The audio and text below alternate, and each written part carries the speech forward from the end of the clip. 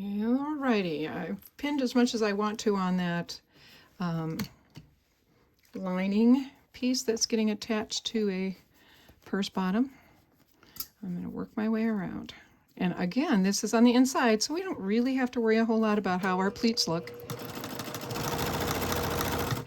This part of the purse, I will admit, is going to have all of the stress, so you do need a good seam, but you don't have to have your pleats perfect and evenly spaced or anything like that. You just put a pleat where you need one.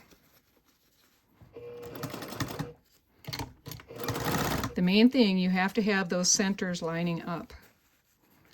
So, you know, the center front needs to line up with the center front of that purse bottom. And for me, I'm going to have most of my pleats over on the ends. Just as a person who uses a purse, I think I would prefer them to be over there. The beauty of being the person making this project is that you get to decide. You are in charge. So no matter what your teacher has told you, if you have an idea about doing it another way, give it a try. You never know. That's how creative things happen. Creative new ideas come about by people being brave enough to try something new. Now I'm using a little bit, I'm using a 15, I guess, millimeter seam allowance instead of a 10, because the lining should be a little bit smaller than the outer purse. So that's one easy way to do it, just by making a bigger seam allowance. Use up more of the fabric. Okay, now I'm to the other end, so I'm going to start doing some tucks and pleats as I come around this corner. Don't be intimidated by doing corners. They aren't anything more than just another two pieces of fabric getting put together.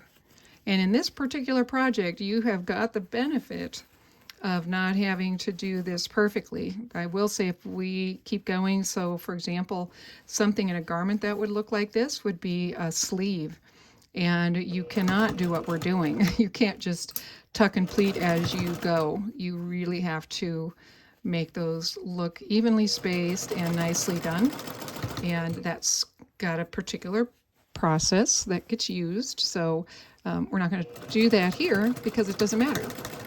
But if we get to making dresses or shirts with set-in sleeves, then we will definitely address the correct procedure for that.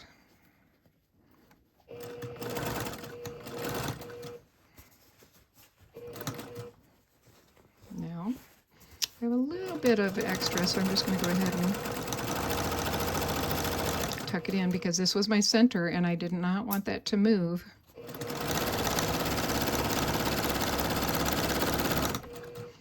Now, we do not have to make these edges ravel proof, because they're going to be fully enclosed and no one will ever see them. It doesn't matter. So I can set that one aside. And now let's do the outer bag. This one I'm not just tucking as I go. I'm being more careful. I did go ahead and pin, and I'm doing 10 millimeter here. I am not a millimeter, centimeter, imperial, whatever, metric user. So if I'm saying centimeter when I should say millimeter, I hope you'll forgive me for that. But I'm not doing quite as deep of a seam here, and all of my pleats were pinned down. That's why you see all these pins, and I'm really not taking them out until I get close enough where I don't have to worry about something going awry. Now I'm going around the corner. It's a little bit trickier. I have to go a little slower than I did on the lining. This part's going to show. Everybody who sees the bag is going to see this, the work I'm doing. They'll see it from the other side, and I don't want them to be unimpressed. What we want is for somebody to say, I can't believe you made that. And well done. Now I'm just approaching the center of the side. And I've got a pleat right there. All my pleats did not come out to be exactly the same size, but that is not something that's going to show. Just how you place them is going to show, but how deep each pleat is not going to show to anybody.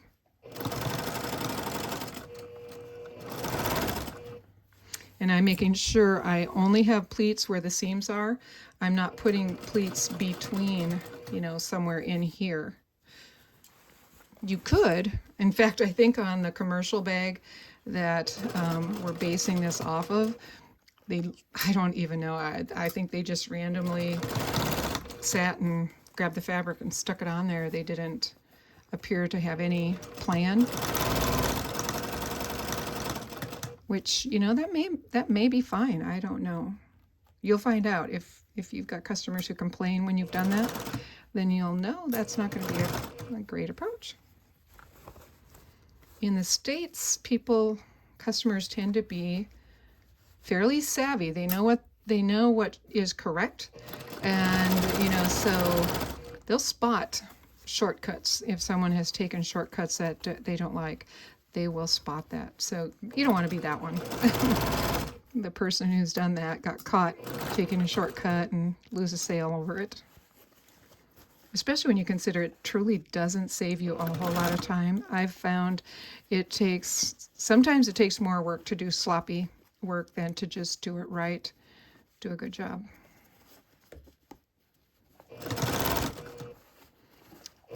My mother always said a job worth doing is a job worth doing well, and I think she was right.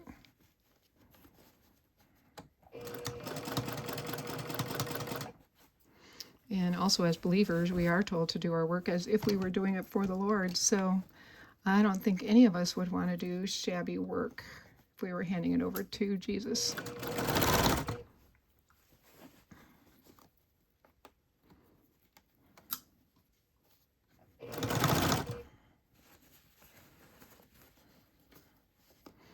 When I get done with this, I'm going to turn it right side out and show you how I made the pleats have a certain pattern on my bag.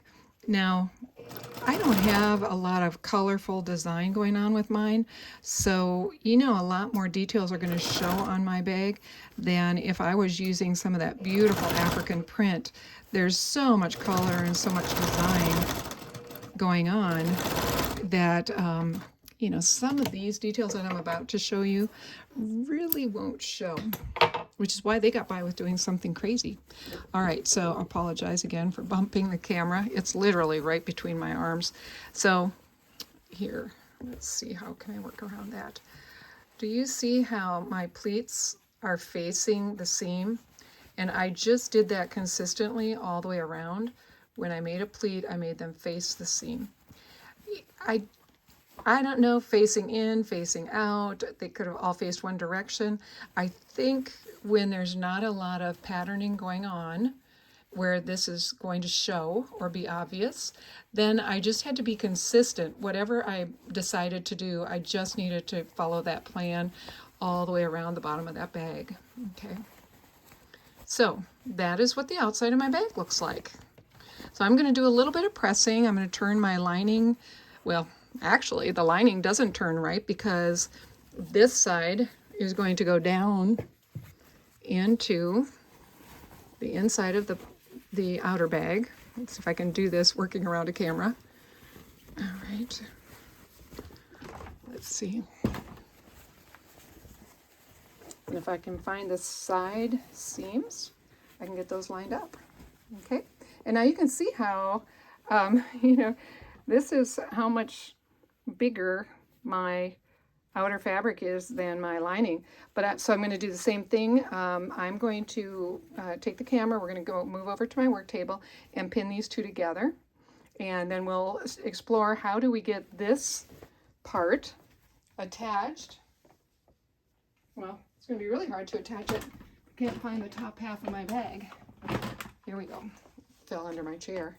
So we have to still figure out how to get this part of the bag attached to that part of the bag. And once that's done, we will only have one small little bit of hand sewing to do and our entire project is done. So I'll move on over to the work table. You join me over there.